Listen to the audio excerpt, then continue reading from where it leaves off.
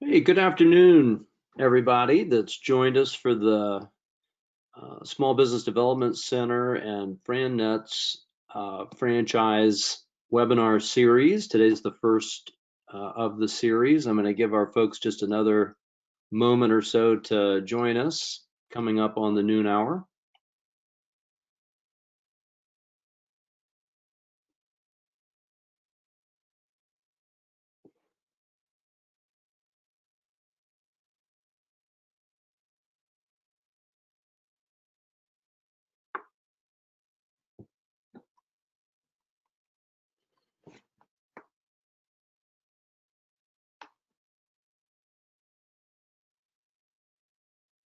All right.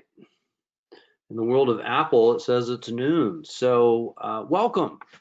Great to have you with us today. I'm really excited about today's this series of webinars, a three-part series.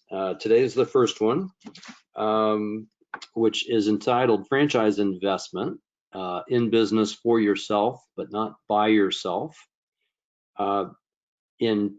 On March 17th, we'll have the second part of the three-part series called Building Your Ideal Business Model, and then conclude on April 7th, strong franchise categories for the crowded Western Washington market. And I wanted to let you know that all of these webinars are being recorded. You are in listen-only mode.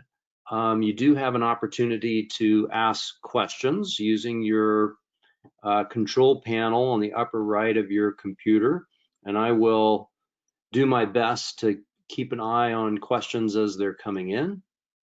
And really excited to have you join us. It looks like I think there's a fair number of you who may already be working with a small business development center at Business Advisor, and some of you may not. Some of you have heard about today's session perhaps from me. And so first, just a very quick, the Small Business Development Center is a national network of business advisors that's associated with the Small Business Administration, and the Washington SBDC team covers the state, works primarily with existing businesses to help provide guidance about every facet of the business. It's confidential, no or low cost advising, and is really a terrific resource that more people should know about. If you're coming to this event by invitation of an SBDC advisor or counselor, and we haven't met, I'm Charlie Magee. Great to meet you. We are, let's see here. There we go. That's me. Have been involved with franchise consulting for the last 8 years. Worked with a hearing care franchisor, which was converting from a corporate chain to a franchise organization for 3 years or so, and then started my career at Pearl Vision, which is a national, actually a global franchisor, and has operated a significant corporate business since its early start in 1961. So I'm delighted to be here. I'm this time of year starting to see the moss in my grass. I'm starting to dream of drier, firmer fairways, and I'm reminded regularly about the importance of doing things without being asked. So glad to be here with you. I'm a franchise consultant with a group called FranNet.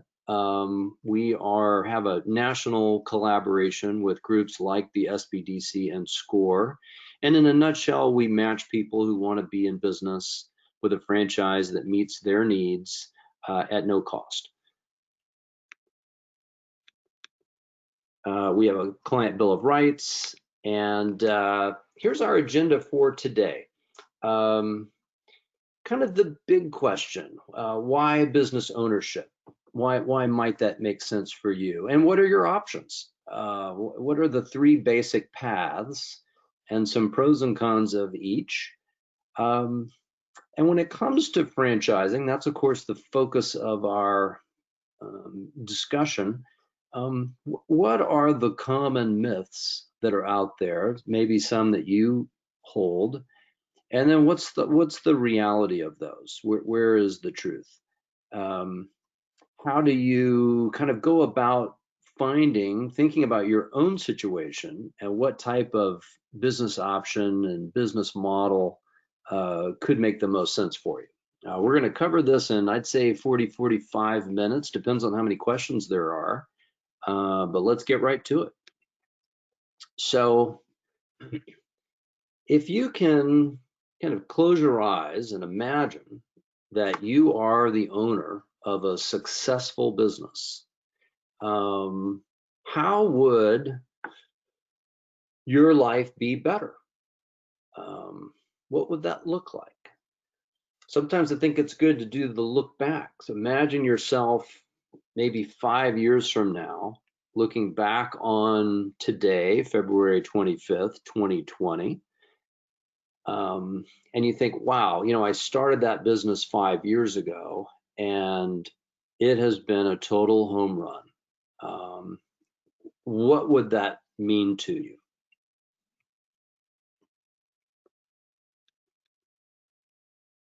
And this is what I tend to see clients talk about, both when we first start working together and when we do the look back and think about how things have gone.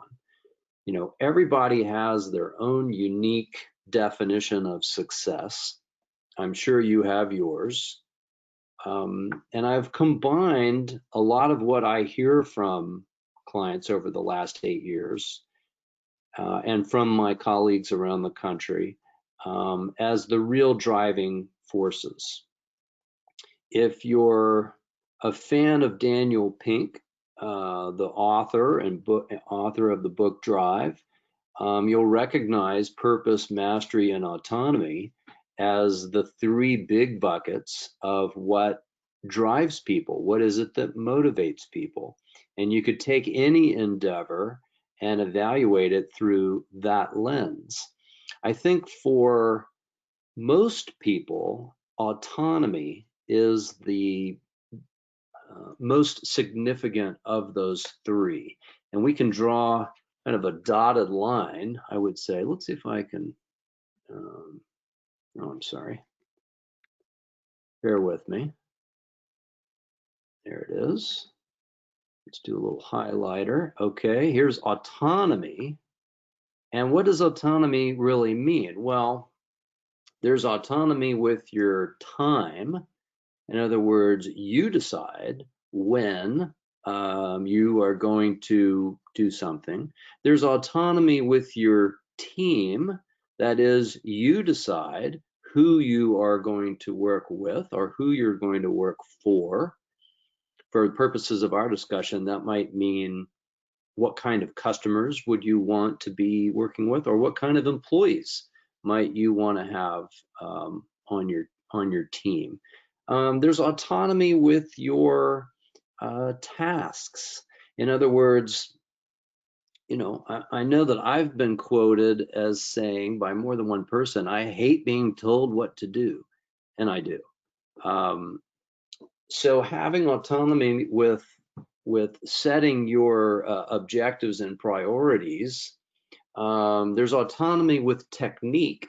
In other words, how you do something is something that people would like to have more control over. I think in a kind of a simplified way, maybe an oversimplified way, but being your own boss, BYOB, encapsulates a lot of that. And for more about purpose, mastery, and autonomy, the surprising truths about what motivates us, read Daniel Pink's book, Drive. It's wonderful.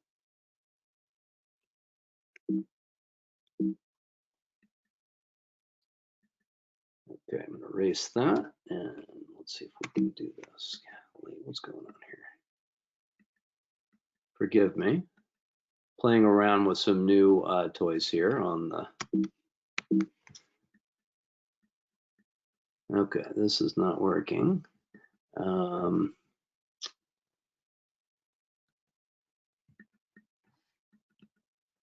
Okay, so with all of this is the look back, the home run. There's all these good things that can happen as a result of owning your own business.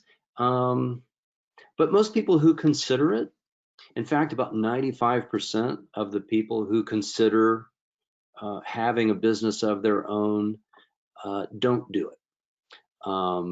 They choose to work for someone else instead. And if you had to guess what the kind of biggest reasons or reason that is, you know, think what that might be. And you're probably not surprised to know that, okay, this is driving me crazy.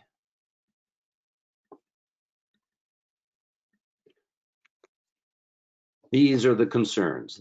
These are the reasons. A sense of it's too risky. And at the end of the day, working for someone, having a job is going to be safer than having my own business. And we'll talk about that a little bit here. Another concern is the money. You know, it's going to cost too much to get it started and to run it, and it's just out of my comfort zone.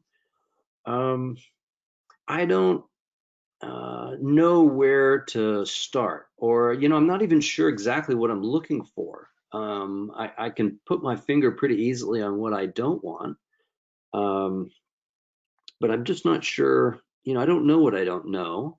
And in terms of my core competencies, you know, do I have what's needed to run a business successfully? If I look back at my career, have my experiences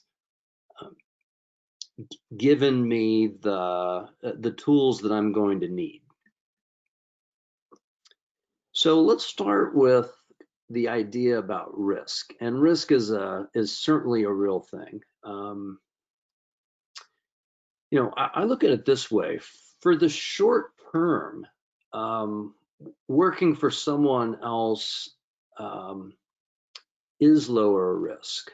You know, the paradigm that certainly Gen Xers have, those like me that are born from between 1965 and 1980, you know, our teachers and our university professors and most of our early bosses were baby boomers. And the idea that, you know, you would go and work at a job for, you know, maybe your life, maybe you'd have two or three different companies, but probably not more than that. And if you did a great job and you met and exceeded expectations, that good job performance would ensure your security. They would keep you around, and almost you know, the longer you worked somewhere, kind of the more safe or solid or secure one might feel. And that paradigm has really gotten turned on its head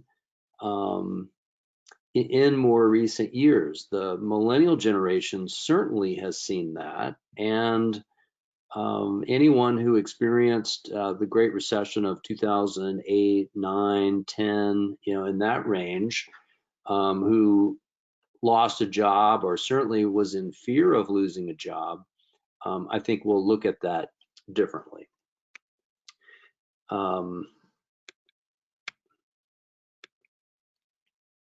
So let's compare that to owning a business. And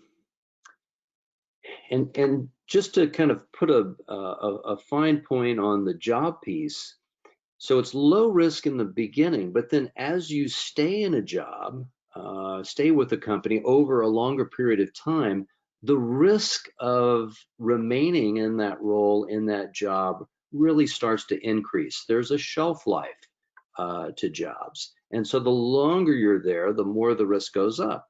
You need to constantly be improving your skills, keeping your knowledge current, and so forth. Now with a business, the risk is really in the shorter term. It's in the launch. It is when you can, based on good preparation, survive the launch of the business. The longer the business is open and operating and viable and growing, the risks really start to decrease. And I think if you've been through the experience of losing a job, not due to performance, or maybe even due to performance, you know, the idea of having a business where, you know, you're not going to get downsized, you're not going to fire yourself, you can grow the business at your pace, you know, back to that autonomy piece, and really see it thrive over a period of time. And when you can find perhaps other business owners who have experienced that kind of, that's been their story, and you can look at the business and see that trajectory, you kind of start to realize that, you know, maybe if you think of this in the long term, you might look at the risk of it a little differently. And I think this is especially true for professionals that are in the, you know, mid to later stage of their careers. Losing your job at 55 feels a lot differently than losing a job at 35, and the risks associated with that, of course, are quite different. So income security rather than job security, I think, is more of where you know, our head needs to be. What is it that's going to be required to get us through, to help us accomplish what we're trying to in the coming years? So, you know, times are good right now. That's kind of a charged statement. Some people would disagree with that. Times are relatively good if you look at KPIs like unemployment, economic growth, etc. Now, we've been in a growth, in an expansion for a very long time. If you watch, you know, read the news, and, you know, one of the things that comes up frequently is trying to predict when the next recession will occur, or when will it begin. And there's all kinds of you know, kind of cues or clues that people are looking for to see if that is going to take place. We're also in an election year, so that creates uncertainty. And so with that in mind,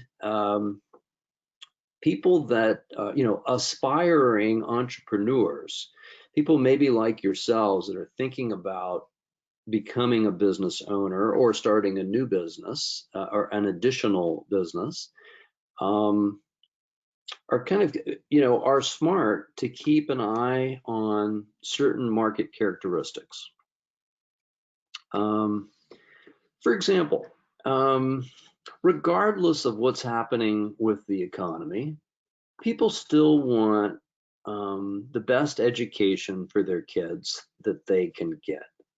They want them to be ready for school, they want them to do well in school, and they want them to be well prepared for the challenges ahead, not only with college, but being competitive, you know, in our economy. Homeowners, you know, especially with the cost of homes in the Puget Sound area still prefer to have their houses fixed and upgraded rather than move. Other things that are unaffected by recessionary pressure, things like business office maintenance, commercial cleaning, the need for small businesses to outsource some of their staffing needs to personnel companies. So these are just a few examples of some of the many businesses that thrive regardless of what's happening with the economy. And here's another kind of look at that. We can kind of split it into three areas. Demographically driven markets, essential services, and B2B services. So from a demographic standpoint, I'm sure you've heard about the silver tsunami, the baby boomers that are 10,000 baby boomers a day turning 65, and the enormous demand for services for that part of our population, primarily people interested in aging at home and delaying the need to move to some type of assisted care. Regardless of what's happening with the economy, that's not changing. I mentioned the home modifications. Fitness, surprisingly, is another market that has grown before, during, and after the last recession. And I read an article just last week in USA Today about, it's titled 20 Hottest Franchises Dominated by Fitness. I think the question I get asked more often than anything is, hey, Charlie, what's the hot franchise? Which, I roll my eyes every time I hear that question, because I think, well, it doesn't really matter what the hot franchise is. The better question is, what's the right franchise for me? But I did think it was interesting that if you look at it just from the standpoint of which particular models have grown the most over the last 5 years, of the top 10, 5 are fitness franchises. So essential services, think of concepts like supercuts or great clips. People are going to have to get a haircut regardless of what's happening. Childcare I mentioned before. Regular maintenance for people's cars. And then of course property damage restoration. When there is an accident, it needs to be cleaned up, and these types of businesses help with that. Businesses serving other businesses, the sign and graphic category, commercial cleaning, as I mentioned. There's also ongoing demand for employee training. All things to consider when you're thinking, if things go south, when there becomes recessionary pressure, what are the categories that are going to be best to be in? And so when you think about that, you may be in a position of thinking, I really want to, I have a business idea. I've been working with someone on my business plan, and, I'm going to start this thing. My wife kind of has this crazy idea about starting a dog walking business. It's not a crazy idea. But that would be a business that she'd be starting from scratch. Buying an existing business, an existing private business, is an option that I think everyone looks at and thinks about, maybe considers more carefully. And then franchising would be a third kind of basic choice. So let's go through those. In terms of starting something, all of these paths have pros and cons. And the advantages, some of them, of starting your own business is control. I mean, it's yours. There's not a rule book to follow other than the regulations that you, of course, need to adhere to, but it's up to you. So you're the one making the decisions. For some, that's the only way that they would consider it. You can be as creative as you want. And when a business that you start from scratch is successful, there is a significant upside financially. You put two successful businesses side by side, one being a individually owned business that someone had started, and then a franchise. The business that you started from your own is going to be generally more prosperous. There's going to be more profit to you, and I'll explain why that is in a second. The thing that you have to weigh is new businesses started from scratch have the highest failure rate of new businesses. It can be challenging to find funding for something that you're starting on your own, and so that needs to be considered as well.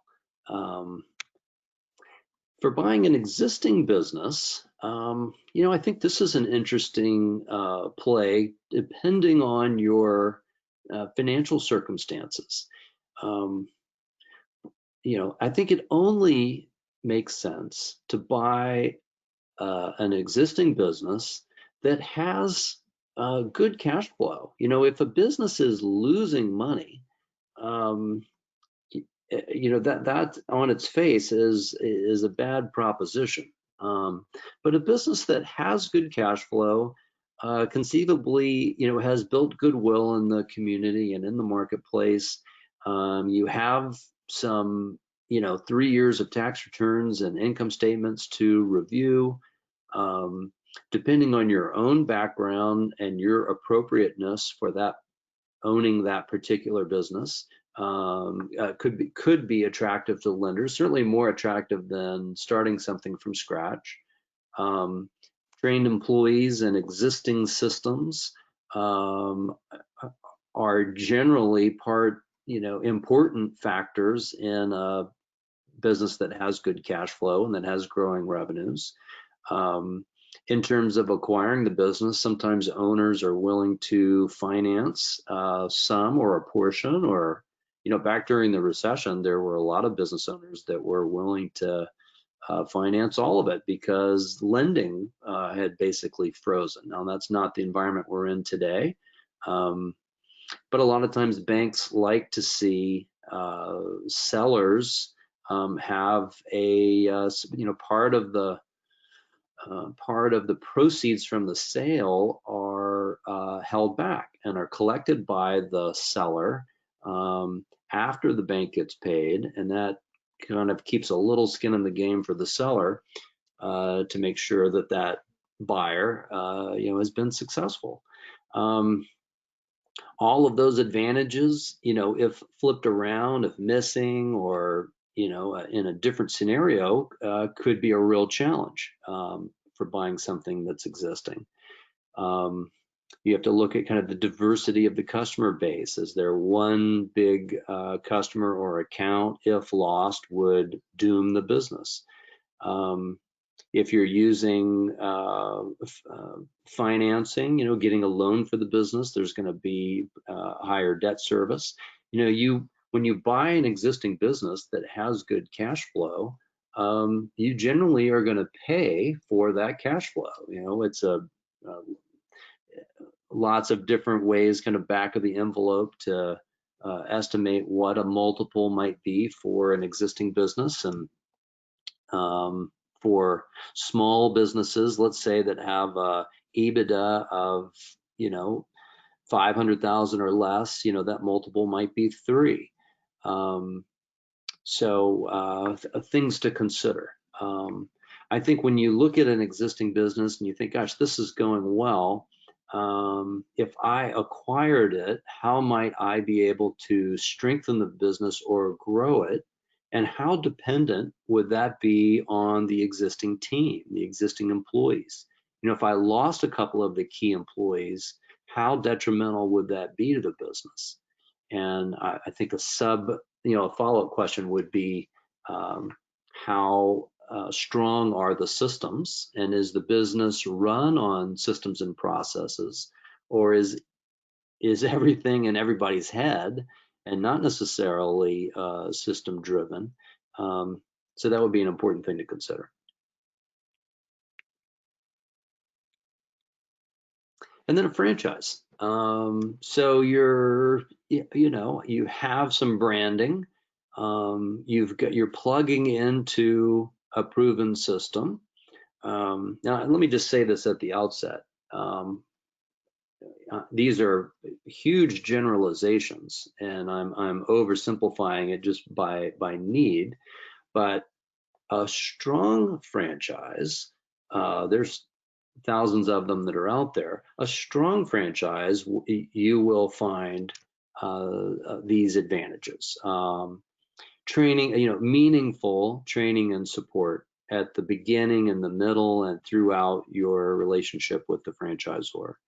A lower failure rate based on SBA numbers compared to what you'd see with existing or startups. Generally lower costs. This is for new franchises. There are a variety of financing options. Disclosure, having more facts about the franchisor and kind of what you are going to expect. We're going to go through that in some detail. And then being part of something, unlike a startup or having, bought someone else's business, you are part of a community, which is appealing to a lot of people, and maybe not so to others. And if that's not appealing to you, then that might be one clue that franchising might not be for you. Some people would recoil a little bit at some of the structure and the rigidity of some franchises.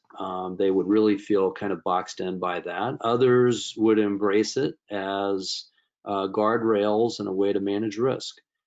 Territory restrictions. When you are part of a franchise system, you have, in some cases, exclusive rights to operate your business within territories where other franchises or corporate stores won't be opened.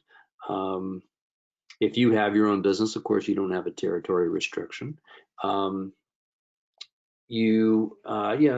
are other regulations that you have in terms of products that you can sell.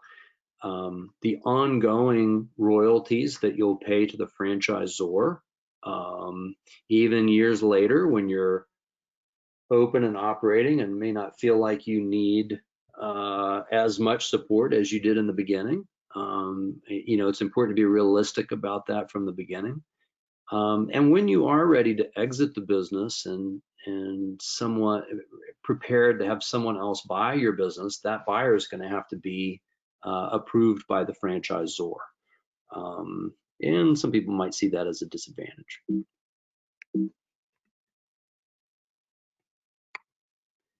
So kind of a simple definition. It's a distribution channel to build brand identity and attain market dominance quickly. The franchisor is, think of it as the founder or the corporate headquarters. It is the business and the team who has decided that their growth strategy is going to be to franchise. Another option for a growth strategy is to build out that business using corporate units and management and territory and the corporation's own investment. Franchising is using other people's capital to plug into a proven model and grow the brand.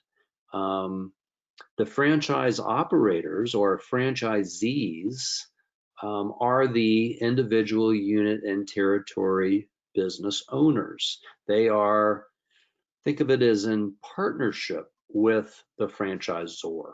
And then the customers, be it consumers or other businesses, are interacting with that franchise owner or franchisee for the products and services that are made available.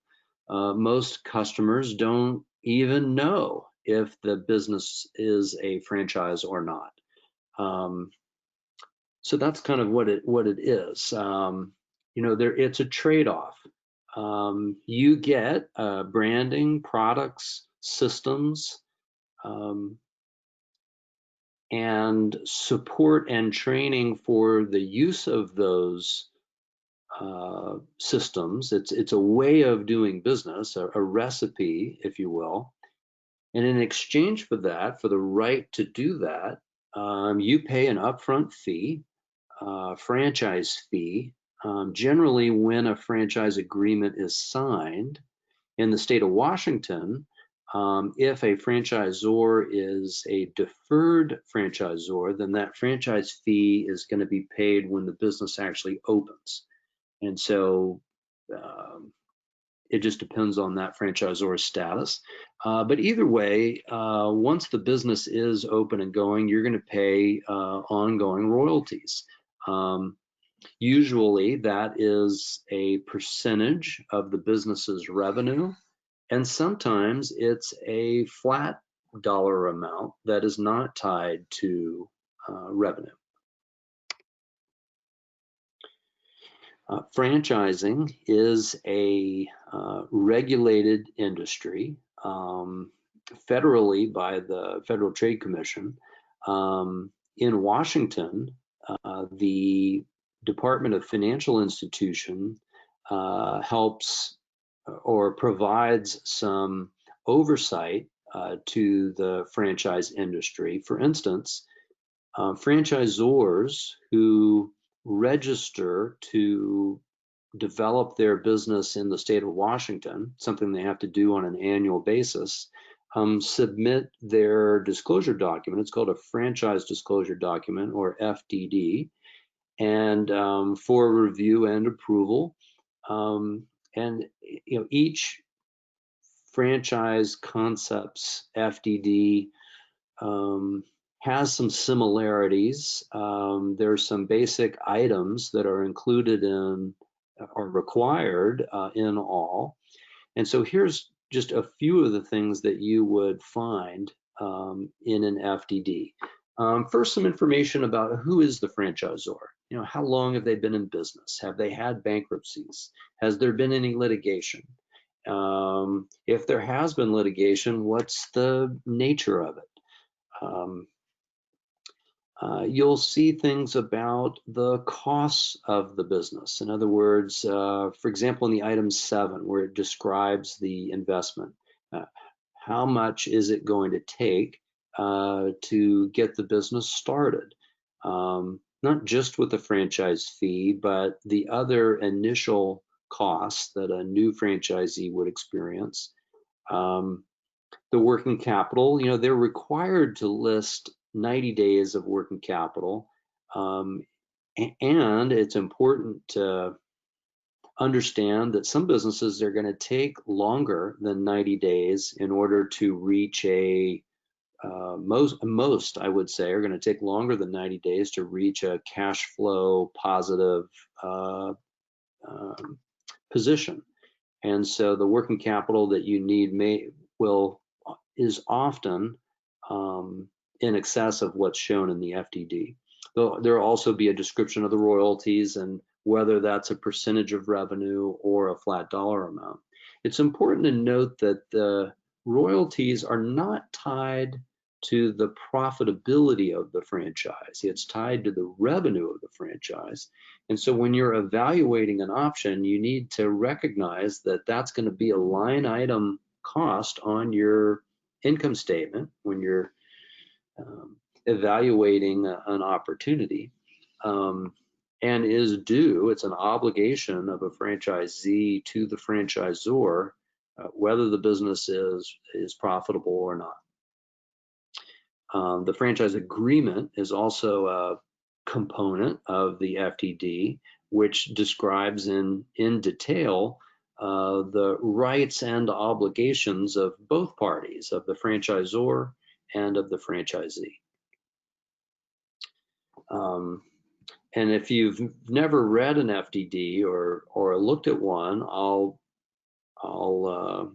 warn you that they're heavily weighted in favor of the franchisor.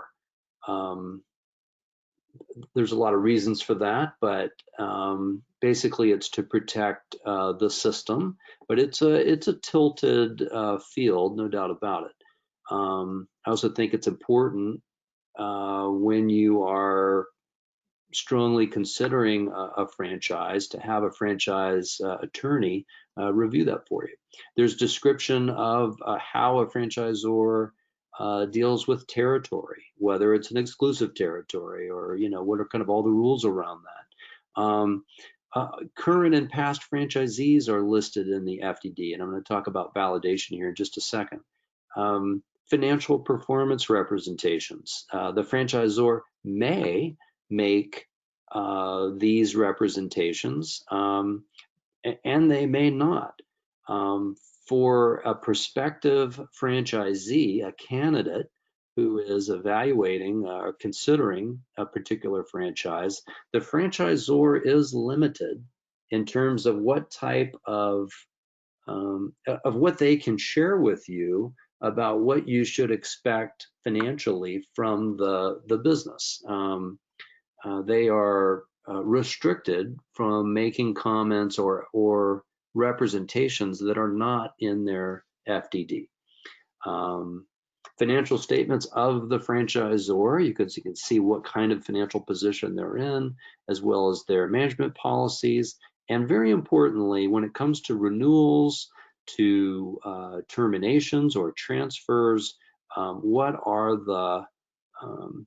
the details of those policies? Because at some point, when you start, let's say you start a franchise and you've been successful with it, there's going to be a time when you're ready to exit.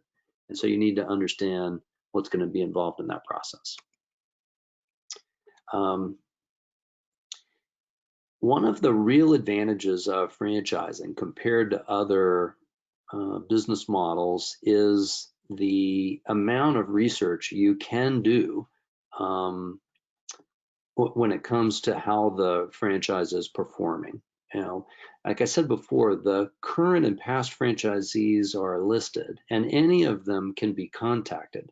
It doesn't mean necessarily that they would all take your call, but it's been my experience over many years that franchisees in general, whether they're strong performers, mediocre performers, or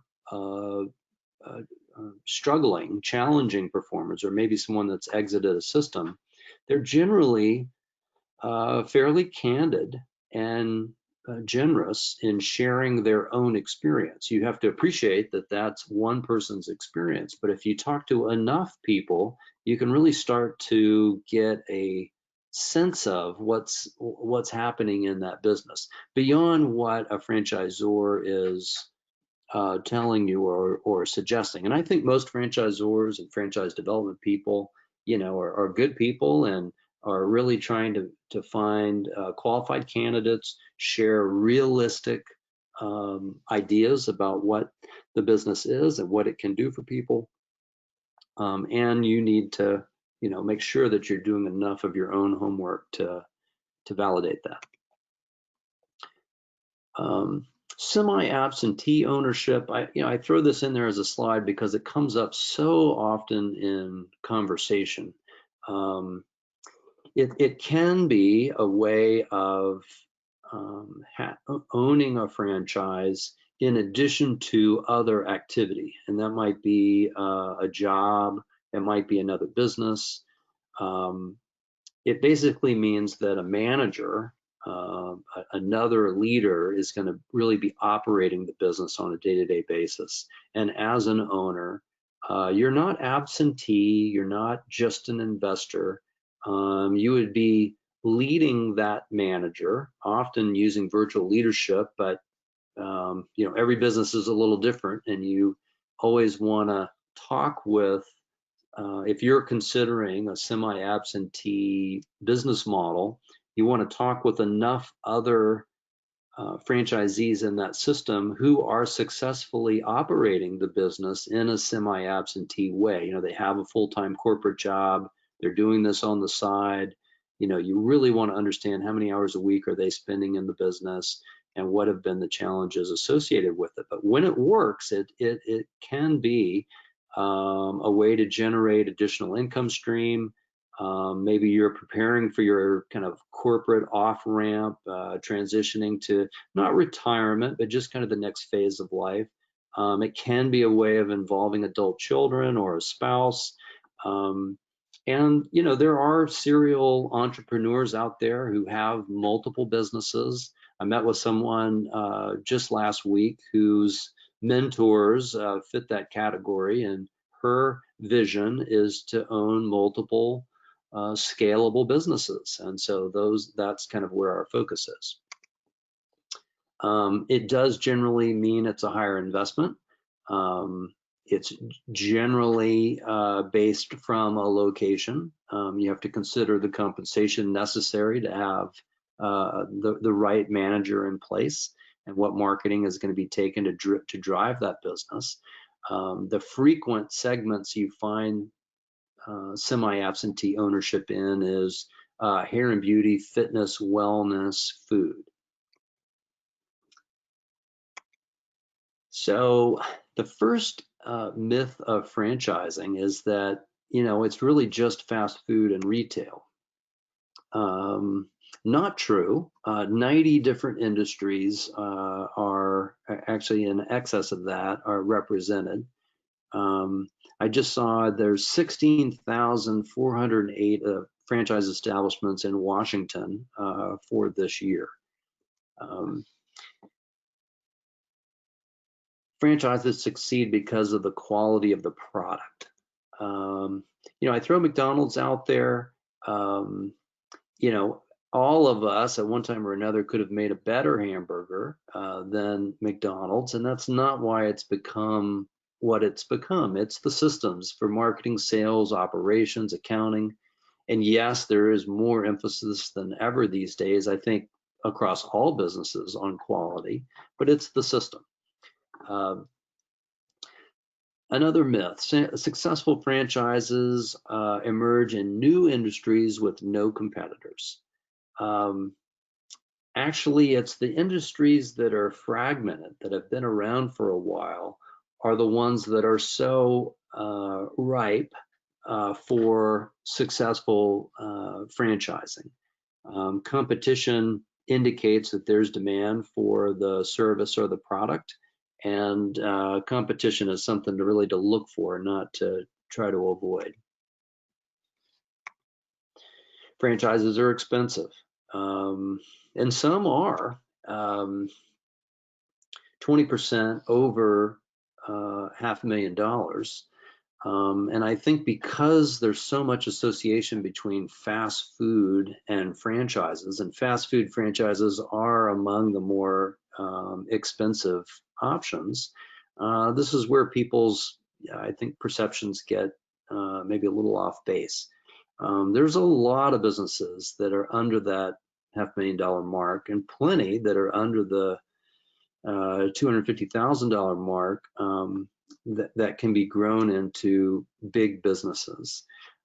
Generally speaking, back of the envelope, you're going to need 25 or 30% of the total investment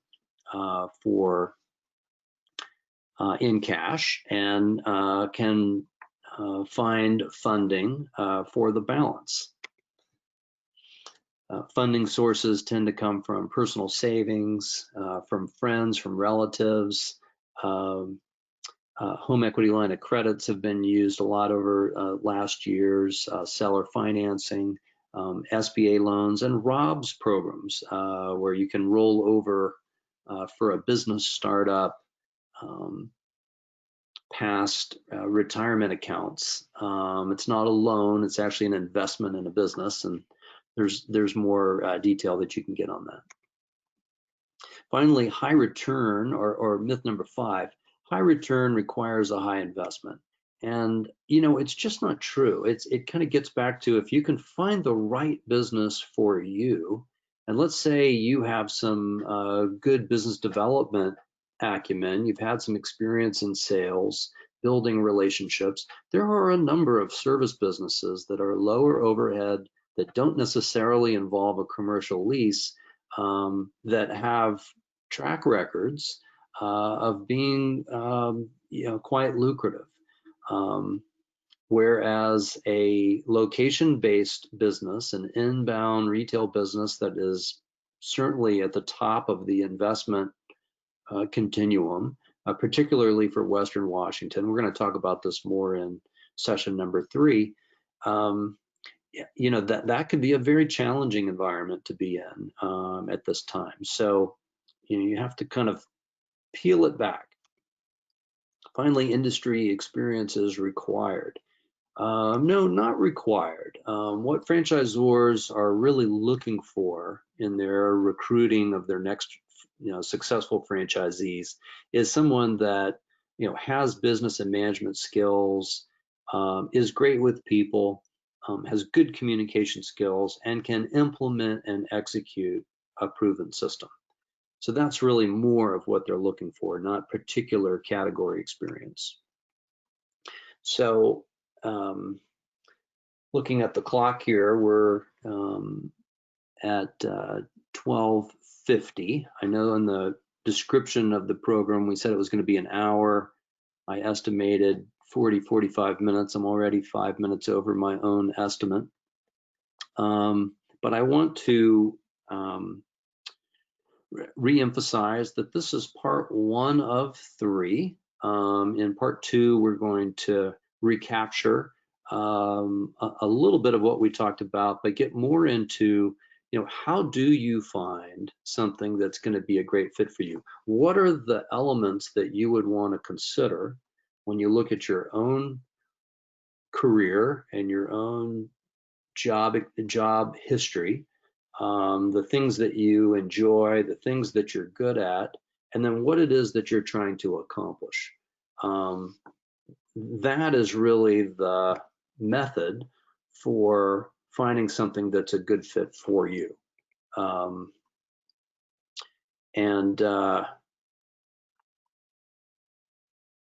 With that in mind,